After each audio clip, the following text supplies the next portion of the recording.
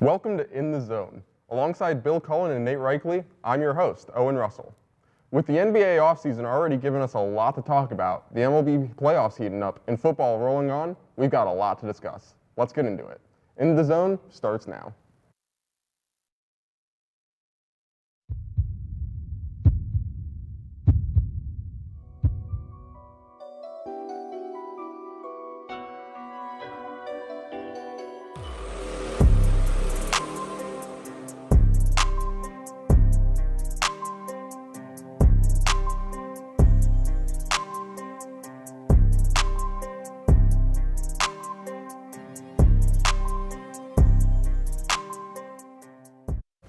We'll start now with some entertaining offseason news of the NBA. Damien Lillard is now a Milwaukee Buck. We'll spare you the trade details, but the main headline of this trade is the new duo of Damian Lillard and Giannis Antetokounmpo. This duo has already put the league on notice without even hitting the court. But Billy, is the hype worth it, or are there other things happening around the league that intrigue you more? Well, at least in the Eastern Conference right now, the Milwaukee Bucks should be the favorite, at least with the Boston Celtics. We look at the Heat also, but the Heat, to me, they were an 8 seed, and every year that they've gone far in the playoffs, it's because they've been a lower seed and people just had little expectation on them. And the Sixers are a mess with the whole James Harden situation. Those are your two teams in the East. And honestly, I couldn't tell you the last time where the East has really only been down to two teams. I thought Milwaukee won this trade, like overall. They got the best player out of the entire trade. And honestly, the depth they gave up really wasn't, like they kept their key role guys with Brook Lopez and Bobby Portis. Damian Lillard, all it does is just add more of a layer of offense that they have because they're so good at driving to the lane with Giannis, and then they're able to kick it out to great shooters. Now that offense doesn't have to completely be driven by Giannis Antetokounmpo with a top 10 player in the NBA like Lillard. Especially when you trade a top 10 point guard, I would say, in Drew Holiday. When you get that upgrade to a top 3 point guard in Damian Lillard, oh my gosh. Can you imagine the pick and rolls that's going to make from that? It's going to You are going to see one of the most electric offenses in the NBA because now you can't just double Giannis every play because you're going to leave somebody open. And if you leave Lillard open, he can score 10 points just like that at any moment. It's lethal. Nate, do you have anything to say? Well, I'm just thinking back to last year with the Denver Nuggets and with Nikola Jokic and Jamal Murray.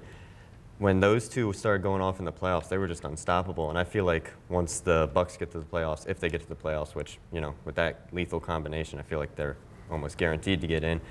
Once they get there, who knows what can happen, what sort of damage they can do. It's going to be not pleasant for anybody involved. Unless you're a Bucks fan. Yeah, of course. Well, moving on then. The MLB playoffs are underway, and a lot of excitement has already surrounded the wild card round. In the American League, the Blue Jays face the Twins, while the Rangers take on the Tampa Bay Rays. Nate, how do you see this wild card round playing out for the American League? Are there any surprises you see happening? Well, a big surprise from last night was the Twins broke an 18-game losing streak. The last time they won a game was 2004, which was when I was born, so that's a big win for them. Also, the Twins were just all around better. The Jays had better hitting, but the Twins had better pitching, and that overall just cancel each other out. Plus the Twins, when you're going into a game this big and you have an 18-game losing streak, everyone's against you, you're like the underdog. It's like the 2018 Philadelphia Eagles Super Bowl. You have everything going for you. You have that mentality, and they just went in, they dominated. I could see them coming into the divisional, even the championship. It was definitely Minnesota versus the world. And I feel, as an AL Central fan, as a Cleveland fan, it's bittersweet seeing the Twins do well, but honestly good for them. I hope they keep playing some good baseball. Really, did you have anything to add? Well, just like you said, what the Twins did yesterday was magnificent. Royce Lewis had 2 big home runs that carried the team, and Pablo Lopez pitched an absolute gem for them, like you said. But with that being said, with Toronto, that is a very explosive offense, with Bo Bichette being one of the better hitters in baseball. Vlad Guerrero, he was an MVP candidate just 2 years ago. If it wasn't for Shohei Ohtani, he would have won it. It's a very lethal batting order. And you know that there's an expectation that they're not just going to score 1 run each playoff game. Now, a team that can't score runs, the Tampa Bay Rays, for some reason, they just cannot score in the playoffs. And as of right now, the last time I checked, the Rangers were winning that game, and it looks like they're going to move on, and they will be playing the Baltimore Orioles, who is the best team in the American League. Yep. That is a very intriguing matchup because I think Texas, in the entirety of the American League, I might get pushback. I think they have the best batting order. They are that good, just top to bottom, with Corey Seager, Marcus Semien at the top. They have a young guy with Jung, Nate Lau, Adolis Garcia with 40 home runs a year. I mean, they are really lethal, and they have a good pitching rotation as well. That's a very good point. You make a good point. I want to see the Orioles go on, but the way you say it could be dangerous. Absolutely. No, I agree Anyone completely. It is going to be a great series because Baltimore is a great young team, and they're not just going to go away, especially with them being home. The Rangers have been waiting to assemble this team, though, for years, though. I think that they could easily. That big money. Oh, absolutely. Well, on the other end of things in the National League, Philly fans are getting antsy about Red October and are pretty optimistic that the Phillies can do some more damage this year. They face the Marlins while the Brewers go head-to-head with the Diamondbacks. Billy, how are you feeling about the Phillies in this series, and what are your thoughts about the National League in general? Well, Zach Wheeler looked like Zach Wheeler, and if the Phillies pitch like this throughout the playoffs, you will be seeing them again in the World Series. They are that good. Okay. This batting order, every guy in the lineup got a hit. They didn't really take advantage of their opportunities. They scored 4 runs against a really good Marlins pitching staff, but they really could have put up 10 runs if they wanted to. They just did not take opportunities in the first inning. They had guys on second and third, no runs scored. What I like that the Phillies do from an offensive perspective, they're really good at working every single count. Luzardo had 90 pitches in the 4th inning. Like, there's just nothing you can do about that. But what does worry about me tonight is you have Aaron Nola. He's very inconsistent. And one of the big players for the Marlins is Josh Bell. And Josh Bell, every time he faces the Phillies, whether it was last year in the NLCS, whether it was when he was in Pittsburgh or Washington, he always killed them. Bell is a monster. I want to say to the Diamondbacks, just give them some credit. The fact that they went into Milwaukee and beat them with Corbin Burns starting and putting up 4 runs in an inning was unbelievable. And I do think that it's very hard to believe that the Brewers win tonight with Zach Allen on the mound. Specifically with Arizona, I think that Corbin Carroll is one of the best players in the National League at this point. I think that him alone could honestly get the Diamondbacks pretty far. I think that he could take them. Oh, absolutely. Yeah, 100%. Zach Allen is unbelievable. Mm-hmm. Unbelievable. Absolutely. Anything you want to add, Nate? I mean, just with the Phillies, last year we didn't think they were going to go to the World Series last year. Nobody. I didn't even think they would get past the divisional. I thought they'd just be a wild card in and boom, done. But Bryce Harper seemed to will that team to the World Series, and everyone around him just followed him as a leader.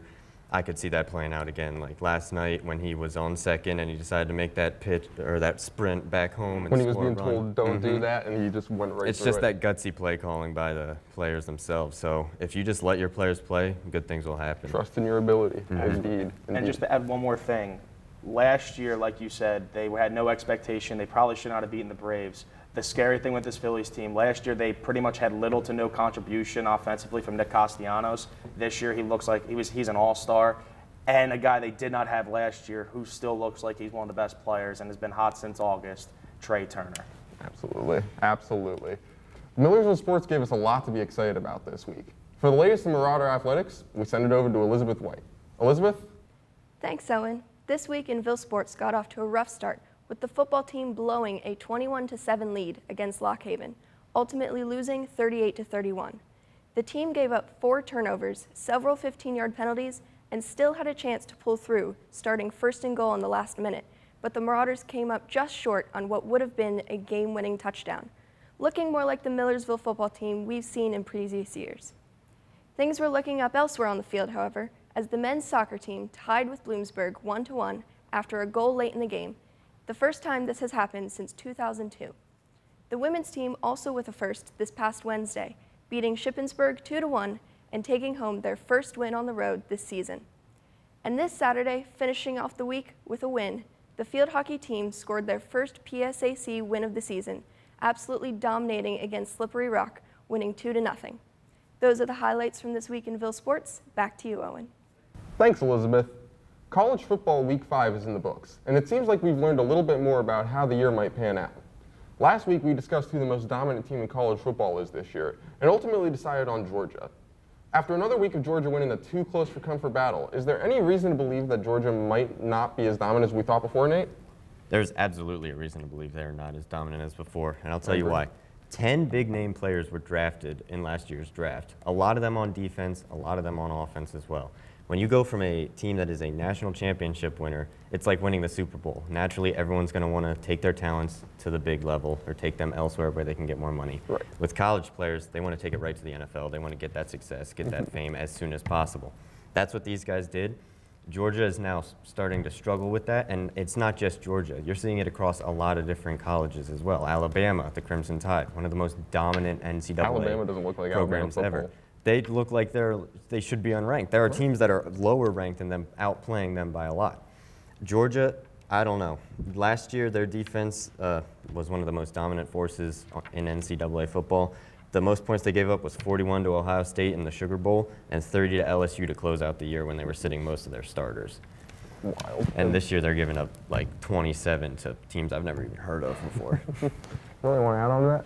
I do.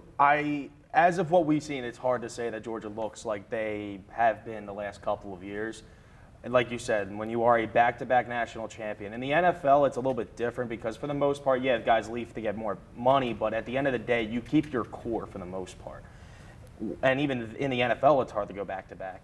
In college football, every year it's a new team every single year. You are not. There's guys who are graduating. There's guys who are going to the NFL. You're not going to keep your same core. And there's always incoming freshmen every single year.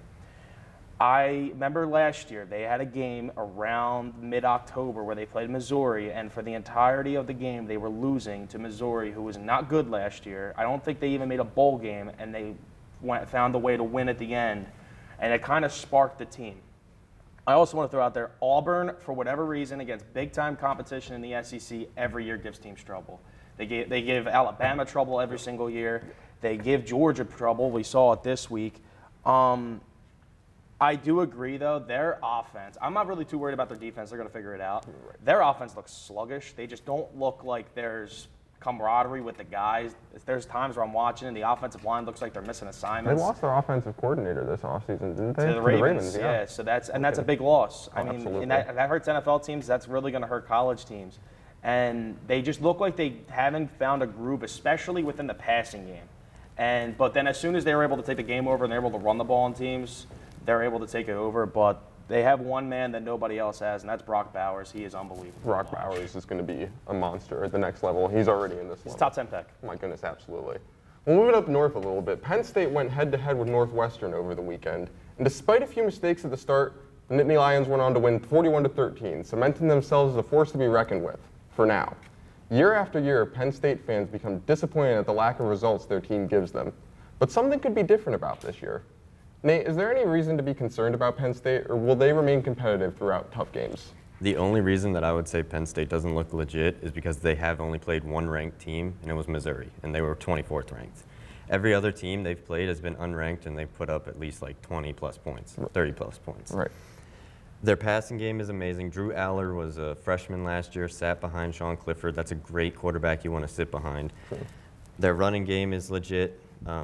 Two of their running backs have over 300 yards already, I believe. Singleton is one of them, a monster. Singleton, I believe, has 6 touchdowns already, too. Their defense is solid, haven't given up 20-plus points yet this season. The only reason that I'm concerned about them is they play Ohio State in 2 weeks. Last year, they were doing hot. They were the 7th-ranked team in the nation. They were winning games like crazy. Everyone was like, this is our year. They sounded like Dallas Cowboys fans. And then they lost to Ohio State in embarrassing fashion and just kind of fell off. Now, granted, they did make it into the Rose Bowl and won, and that was like an amazing ending story to that season. But at the same time, I feel like it's like the same thing over and over again. It's like repeat, repeat, repeat. Penn State starts good. They end up losing to a major team, and then they end up like falling into a bowl. The way I see it, Penn State's kind of like an old car engine. It takes a little bit to heat up, to warm up, but when it does get going, it's reliable. It will get you there. Oh, yeah. Not just in the season, but for games, too. We've seen it. They start off slow in the games, but they get their momentum, and they keep going. But as soon as they lose that momentum, as soon as they lose a game, or as soon as something goes wrong, it goes fast. And they end up losing downhill. 2 or 3 games a year. Be after that big loss first. Really? Do you want to add anything? Well, here's what I want to say. This is now the second road game that the offense, like you just said, struggles early. Illinois, that was an ugly game where they played. And don't get me wrong, they have a defensive lineman. I can't think his name off the top of my head, but he played an unbelievable game, and he was wrecking it the entire time. But Northwestern, for the last few years, has been one of the worst teams in the Big Ten. And granted, they won 28 points, and I still feel like I don't like what I see. This should have been a game where they won by at least like 6 touchdowns, especially against Northwestern, who's dealing with their own problems, don't have a solid head coach right now. Absolutely, yeah. And what I want to say is this. One of the things that I like, I played offensive line. I love the way that they play with just running the ball, 5-yard play, little quick passes, like just moving. Like it's 10 or 15 play drives that eat up a lot of the quarter. They lead. They're one of the best teams in time of possession in the nation. My concern is when you play a team like Ohio State, when you play a team like Michigan, who they have lost to the last few years, if they cannot get the big play or get cheap points like Ohio State and Michigan does every single time they play them, it's going to hurt them later on. Seriously, every time you watch Drew Aller play, he's playing great with reading the defense. He's taking what the defense is giving him, but he's getting like 20 of 25 for like 150. It's nothing downfield. They need to use that cannon arm of his. He has the strongest arm of his class. That's why he was the top quarterback in his class when they recruited him. I just feel like there's so much they could be doing right now, and they need to start picking up. Hopefully, they can do that against UMass. Hopefully. Yes. Well, transitioning over to the NFL then, Week 4 had some good games and some not so good games. The only thing more annoying than seeing Taylor Swift on our TV screens every 5 minutes was starting Joe Burrow in fantasy for the 4th week in a row. For some reason, this injury of his has completely plagued his performance, and really the entire Bengals team. Now, Billy, the Bengals look like one of the worst teams in the NFL right now. But knowing what Joe Burrow can do on the field, it's hard to imagine the streak continues. What are your thoughts on this, on the Bengals? I mean, I just want to say this first and foremost. They have had a pretty tough first couple of games. They play a lot of division games early, and the AFC North might be the best division in the NFL. It's definitely up there, in my opinion. Maybe not from a record standpoint, maybe not from a glamour, but they are just so physical, every single team. Their upcoming games are at Cardinals, Seahawks, and they have a bye week. So it's really not the worst scenario in the world. That Seahawks game they play, Seattle will be coming off of a bye as well. Okay. A couple things I want to say. Burrow clearly is injured. He is not healthy, and I think that is a main concern. And honestly, especially seeing what happened in Week 1 for him against the Browns, and especially what happened because he had a calf injury. What happened with Aaron Rodgers with having a calf injury, and it put so much stress on that Achilles. I still do not understand why they played him the last few weeks, and I get it. He's a competitive guy, and when you're an athlete, you do not want to get out of the game. But when you're paying a man $250 million, that should be your top priority. That's number one. Number two, they have no run game. They cannot run the ball, and when you have no run game, with a quarterback who is hurt, and with a bad offensive line, I don't care how great that receiving core is. I don't care how great Joe Burrow is. They're not going to be successful. We saw that this week against Tennessee, who just smothered them. Oh my God. And the most important thing, this team gives up the big play. We saw it in the Ravens game a lot. They clearly missed Jesse Bates and Von Bell, who are two of their best defensive players back at the safety position. There is some things to like. They have a great defensive line. They do a really good job of getting to the quarterback. But they have to start relying more on Joe Mixon and running the football so Burrow doesn't have to keep taking these hits and keep honestly making that calf worse. Right, excellent. Nate, any thoughts? Coming from a Chiefs fan, ever since the Cincinnati mayor was like telling Mahomes he needs a paternity test to get tested to see if Joe Burrow's his dad, and they were saying Burrowhead and everything, this feels really good to me. But at the same time, it is interesting to watch a team that has been so dominant the past 2 years struggle to start. And they're not the only team that has been struggling, honestly. But especially with Joe Burrow's injury, it's just very hard to understand like why they are playing him. But at the same time, they don't have quarterback depth. They have Joe Burrow, and that's pretty much it. Because they lost a lot of their backups in free agency and during like they gave all that training money camp to and Joe stuff. Burrow. Exactly. And that's what happens when you have superstar players like that who want that money. And I guarantee you Jamar Chase coming up, he's going to want a major extension. But that's going to be like, okay, well, now we're going to start 0-10, and we're not going to win another Super Bowl or even win another AFC championship game because these guys want so much money. Yep. It reminds me a lot of the situation with Baker Mayfield in his last season as a Cleveland Brown. He played through injury. He came off of the offseason with an injury. He didn't want to come out. He didn't want to sit. He wanted to play for the team, and it just affected them off the field, and they underperformed that season. The difference is that Joe Burrow has his money now, so they can they can afford to take their time with him, I feel. Yeah. They can bench him. Like, no one's going to complain if you sit him for 2 games for the betterment of the team in the long run. Exactly. Than over anything. It's just, who knows? We'll see. And especially with that division with the Browns with Chubb out, you're not like, you know what I mean? Like, the Browns are not completely there, and we all know what's happened with the whole Deshaun Watson situation with him saying he can't play even though he was cleared. The Steelers with Kenny Pickett, that was an ugly loss. And even though the Ravens look good, we know that at some point the Ravens, they've had the Ravens last have had few their years. Moments. The Colts have been. What they do is they'll start off hot, and then the season starts to calm down for them. As long as Lamar stays healthy, they're going to be fine. But I agree. That's been the issue for the last few years. AFC North is going to be interesting to see how it plays out. Well, the Philadelphia Eagles played a close game at home against the Washington Commanders, winning 34-31 in overtime. This game was about as good a game to watch as any, unless of course you were a fan of either of these teams. That being said, a lot of positives came out of this game, but it is still surprising to see the Eagles come so close to a team that not many people are very high on. Nate, are the Eagles still the real deal, and can they contend in the NFC? I don't think they're the real deal anymore. I'm sorry, I know you're an Eagles fan, but I do not believe they are the real deal. Last year, they were a dominant force, all right? Every week that they were going up against teams, you had all your chips on the Eagles. And there was like a few surprise upsets, like against the Washington Commanders last year with Taylor Heineke just having that dog in him. This year, though, the only convincing win that I've seen was versus Tampa. And I know they beat Minnesota 34-28, but still, you gave up 3 touchdowns, no interceptions to Kirk Cousins. That is almost unheard of against a quote-unquote lethal defense. Their defense, their front 7 is still amazing. That defensive line is one of the best in football, contending with like the San Francisco 49ers and the Dallas Cowboys. But at the same time, those cornerbacks and the safeties, they were the highlight of the season last year, which is why they got to the Super Bowl. They had 17 interceptions, led the entire league as a total. They lost a lot of guys in free agency after the Super Bowl, and that's why they're struggling right now. Plus, Hurts isn't playing his best. In that game against Tampa, he had 2 picks. He is playing well, but he's not playing to the level that he was last year. Plus, A.J. Brown was like getting all mad with him on the sideline, so there's stuff there. Well, teams have had a whole offseason to look at the footage now. They've exactly, been able to see the weaknesses. Mm-hmm. Billy, did you want to add anything? Well, I appreciate you saying, even though you're an Eagles fan, I have to say this. That's fine. But I want to say that at the end of the day, I agree they have yet to play a good game. If anything, they've played one good quarter in every game, and that is it. In every other game, they have been, honestly, very underwhelming. And it tells you how good this team is that they have yet to play good, and they're 4-0. I get it, they really haven't played a great team yet. I'm not going to sit here and deny that. But every year, Washington, they've always had trouble with them. No matter how good Washington was, how bad they were, it didn't matter. Every year, they always struggled with them. Like you said last year with their one loss. When we look at the San Francisco 49ers, we think of how great they are and they blow out every team and all this. At the end of the day, there's a thing in the NFL where if you play great in September, that usually doesn't mean that it's going to carry in October, November, December, and January.